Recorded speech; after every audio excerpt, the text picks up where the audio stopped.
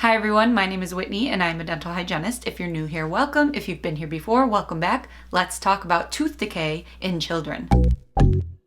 Baby teeth are weaker than adult teeth, which unfortunately makes them more susceptible to tooth decay. If a baby tooth gets a cavity, it needs to be treated before it spreads down into the nerve or to the adult tooth below it. Tooth decay is actually one of the most prevalent childhood diseases. In fact, many experts say that teeth cavities are the leading cause of kids missing school. That's sad. And it is mainly because baby teeth are not as strong or cavity resistant as adult teeth. Like we just said, the tooth decay on kids tends to spread more quickly than on adults. And to make matters more challenging, when kids are little, they often crave independence and they don't want their parents to help them brush their teeth. But fortunately, there are steps parents can take to lower their chance of their kids getting cavities. But first, let's talk about the symptoms of a cavity on a kid. Since kids sometimes can't communicate very well about tooth decay symptoms, some basic hints that might be a sign of a cavity are nothing.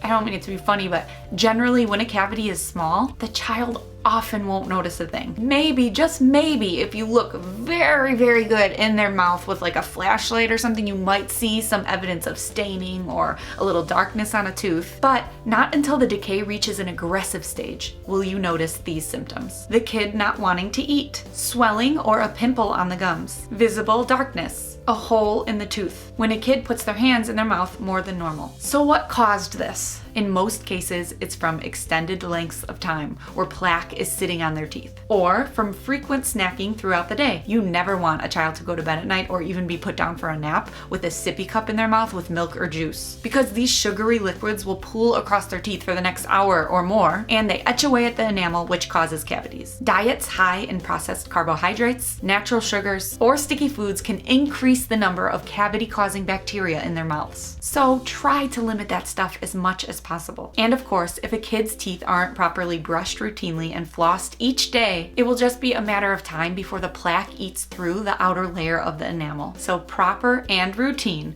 brushing and flossing, you can use the floss picks, those work for kids, is so incredibly important for kids. One of the first responses a lot of parents have if one of their kids has a cavity is, well, those teeth are just gonna fall out anyway. They don't need a filling. Yes, that's true, they're going to fall out at some point. But it's not always that simple. Say a toddler, for example, has a cavity on a tooth. 3 years old, toddler. This cavity can easily spread down into the adult teeth that have not yet erupted. And with toddlers, they're going to have most of their baby teeth still for years and years and years. So if they get a cavity when they're 3, we've been saying how quickly and rapidly cavities spread in kids. You know that cavity on the baby tooth is going to reach that adult tooth before that baby tooth ever has a chance to fall out. We have some of our baby teeth in our mouths until age 12. So if they were to get a cavity on one of those teeth, that needs to be taken care of at the dentist. Or one more example, say it's an 8-year-old. Mixed dentition. They have both baby teeth and adult teeth. If they get a cavity on a baby tooth next to an adult tooth that's already erupted, that baby tooth can also spread adjacent right next to the neighboring tooth, which could have been prevented if it was filled. So this is when trusting your dentist is very important. Because if you're in a situation with this with your child, your dentist can help guide and explain all of this to you, keeping in mind your kid's individual case. Because if the cavity gets severe enough that the tooth has to be taken out prematurely, the baby tooth getting taken out before it should fall out, if for some reason they can't do a pulpotomy, which is basically a child's root canal, pulling a tooth prematurely can, and usually does, lead to complications like speech impairments, orthodontic issues, impacted or crooked adult teeth, self-esteem issues later on, and even sometimes digestive problems. So, like I keep saying, when we're talking about cavities on kids' teeth, it's important to get them treated as soon as possible because cavities don't recover. They just get worse. What is the best way to treat a cavity on your kid's teeth? It depends how large it is. Preferably, your dentist is catching the decay when it's small and less invasive, at which point they will recommend a filling. But if the cavity has already ruptured through those outer layers of enamel, a crown is sometimes necessary. Sometimes even a pulpotomy if it gets to the nerve. So how can we prevent this from happening? The question we've been waiting to answer this whole video. The goal is to form good oral hygiene habits at home as soon as possible. Start by brushing your baby's teeth as soon as they erupt. The ADA recommends using a rice grain-sized smear of fluoride toothpaste to help make teeth more cavity resistant. It is okay to use fluoride toothpaste with babies and kids as long as you're putting the correct amount of toothpaste on the toothbrush. Of course, you would never glob it on for a little kid, you know? Brushing in a circular pattern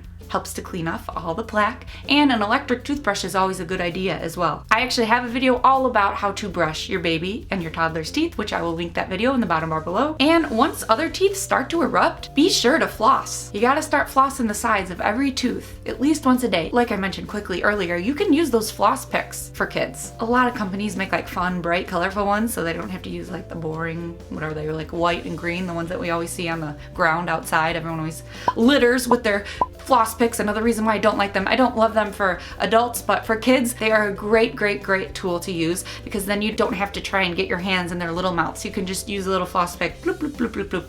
It really helps, and that's also in my videos, which I will link in the bottom bar below. And the two last things to help prevent cavities are, between meals, always make sure to offer toddlers and kids water instead of any other beverage, and kids should be going to the dentist every 6 months, just like adults do. To recap, decaying teeth in kids is a serious issue. Unfortunately, tooth decay symptoms on kids usually aren't visible to parents until they are severe. And remember, good oral hygiene, a healthy, balanced diet, and visiting your dentist every 6 months are the most important steps in preventing cavities. Thank you all for watching. I hope this video helped you. Please like and subscribe if it did. I'll link my other videos related to baby teeth and kids dental appointments. If you want to see like a kid's first dental appointment, I'll link all those in the bottom bar below. If you want to learn even more about baby teeth, I have a bunch of great articles on my website, teethtalkgirl.com. And until next time, peace, love, and teeth.